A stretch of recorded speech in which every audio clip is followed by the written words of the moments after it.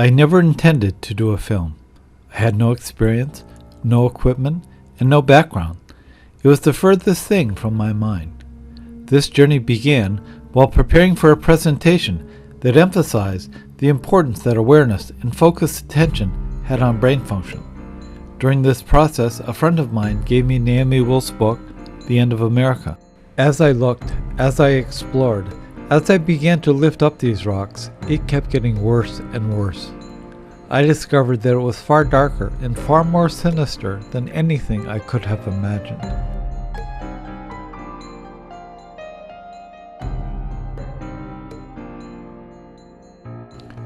So with no experience, but a ton of determination, I chose to share my truth with anyone who might listen.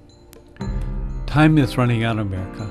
3 or 4 more election cycles, and the voices of the little people will be permanently silenced.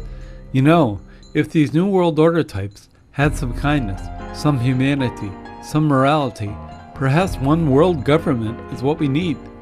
But mainly these are nasty people, characterized as banksters, with a lust for money and a ruthless disregard for human suffering. Sadly, this is all made possible by a media that is owned and controlled by these very forces. What I say is all true, yet the same schmucks that have been in charge remain in charge. Why? Because the people that own media choose wherever it is that the light is to be shown. So the same stories and the same sound bites across 6 media conglomerates constitutes what the public is to learn about their world and their country.